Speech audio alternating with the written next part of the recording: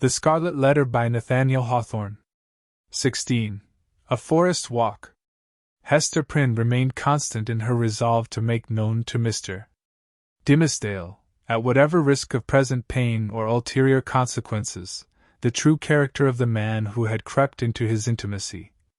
For several days, however, she vainly sought an opportunity of addressing him in some of the meditative walks which she knew him to be in the habit of taking along the shores of the peninsula, or on the wooded hills of the neighboring country.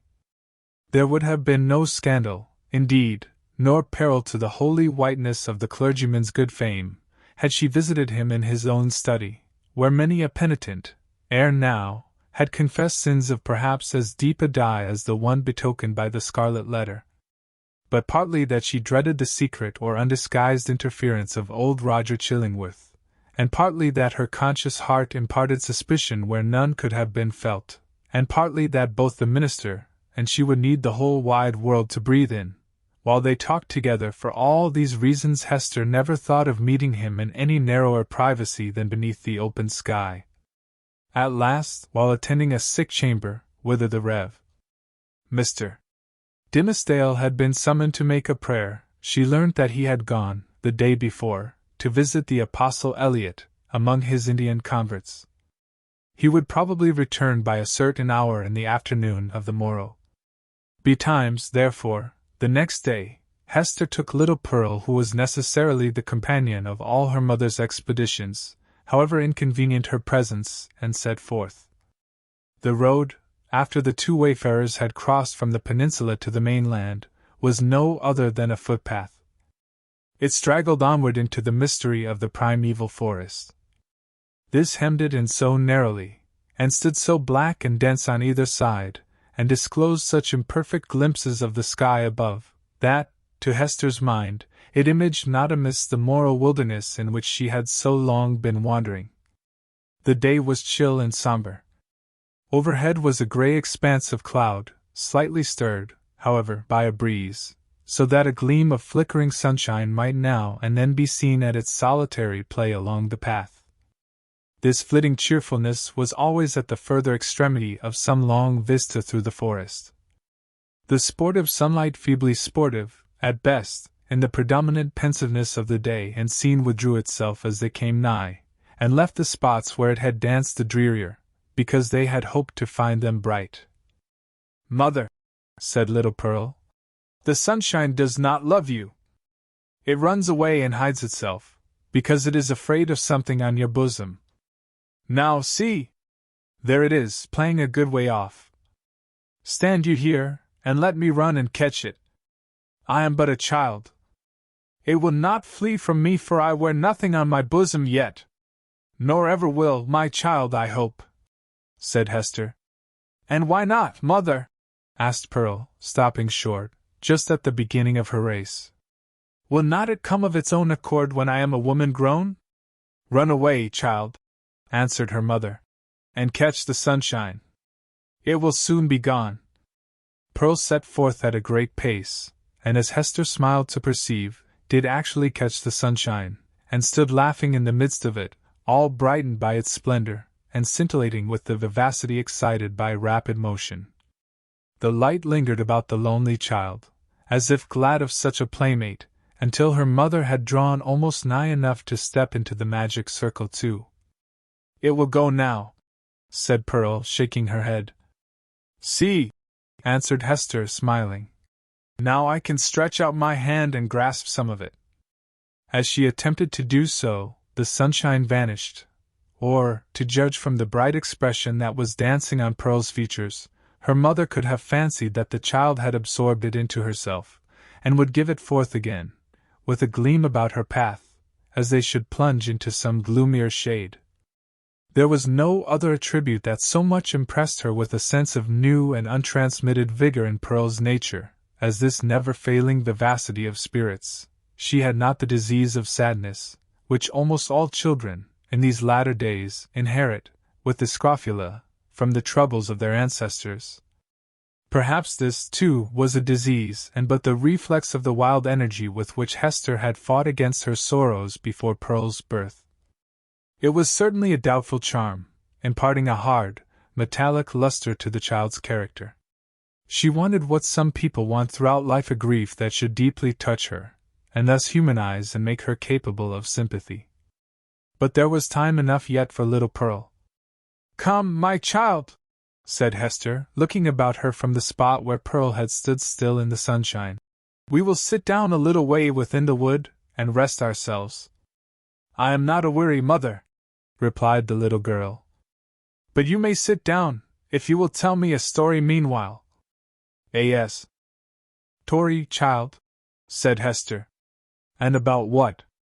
"Oh, a story about the black man," answered Pearl, taking hold of her mother's gown, and looking up, half earnestly, half mischievously, into her face.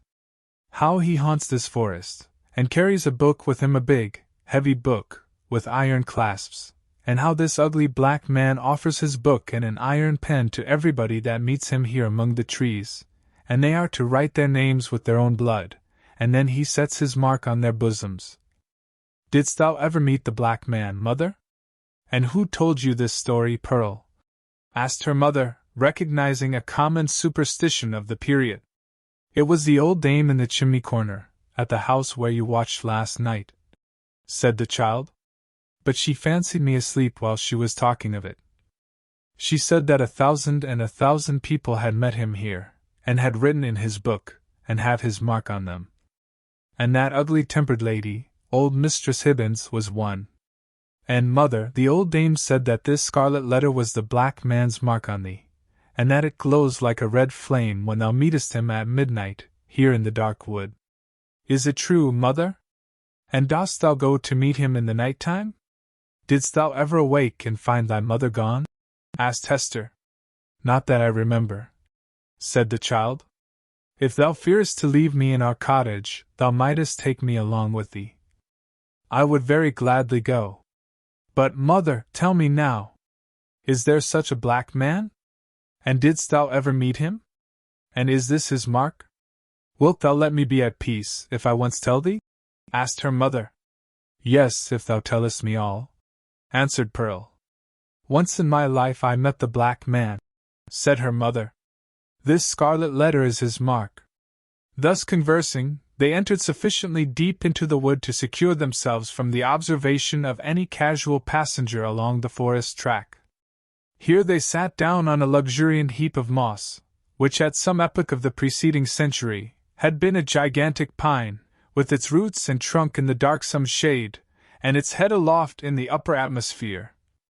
It was a little dell where they had seated themselves, with a leaf-strewn bank rising gently on either side, and a brook flowing through the midst, over a bed of fallen and drowned leaves.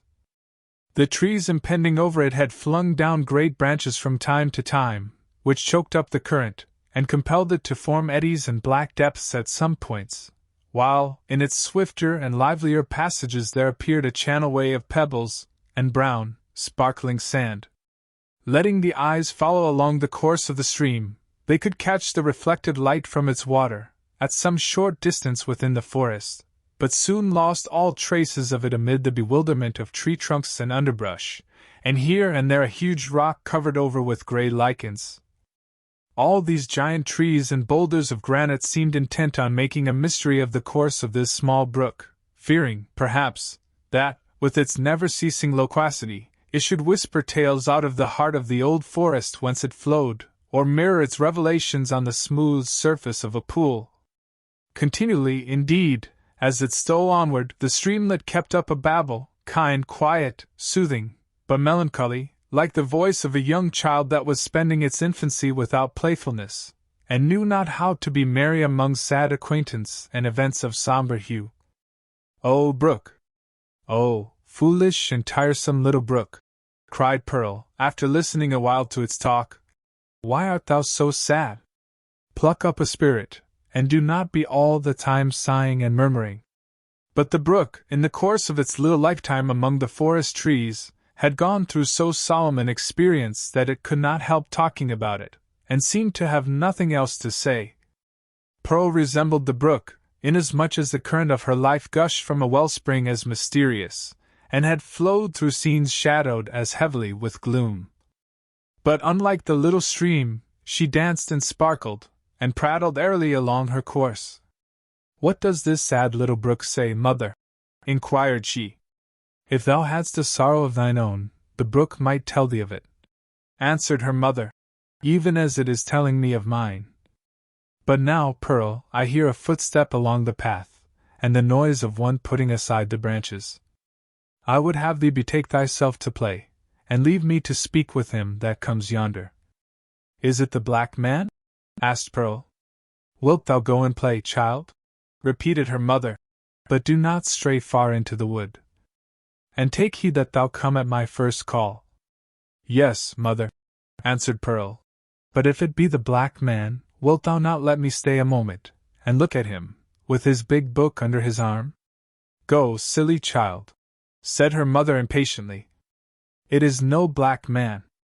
Thou canst see him now, through the trees. It is the minister." "And so it is," said the child. "And, mother, he has his hand over his heart. Is it because, when the minister wrote his name in the book, the black man set his mark in that place? But why does he not wear it outside his bosom, as thou dost, mother? Go now, child, and thou shalt tease me as thou wilt another time," cried Hester Prynne. "But do not stray far. Keep where thou canst hear the babble of the brook." The child went singing away, following up the current of the brook, and striving to mingle a more lightsome cadence with its melancholy voice. But the little stream would not be comforted, and still kept telling its unintelligible secret of some very mournful mystery that had happened, or making a prophetic lamentation about something that was yet to happen within the verge of the dismal forest.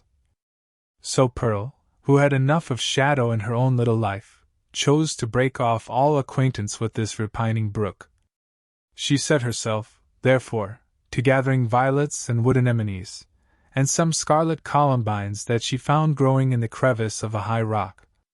When her elf child had departed, Hester Prynne made a step or two towards the track that led through the forest, but still remained under the deep shadow of the trees. She beheld the minister advancing along the path entirely alone, and leaning on a staff which he had cut by the wayside. He looked haggard and feeble, and betrayed a nerveless despondency in his air, which had never so remarkably characterized him in his walks about the settlement, nor in any other situation where he deemed himself liable to notice. Here it was woefully visible, in this intense seclusion of the forest, which of itself would have been a heavy trial to the spirits. There was a listlessness in his gait, as if he saw no reason for taking one step further, nor felt any desire to do so, but would have been glad, could he be glad of anything, to fling himself down at the root of the nearest tree, and lie there passive forevermore. The leaves might bestrew him, and the soil gradually accumulate and form a little hillock over his frame, no matter whether there were life in it or no. Death was too definite an object to be wished for or avoided. To Hester's eye, the Reverend Mr. Dimmesdale exhibited no symptom of positive and vivacious suffering, except that, as little Pearl had remarked, he kept his hand over his heart.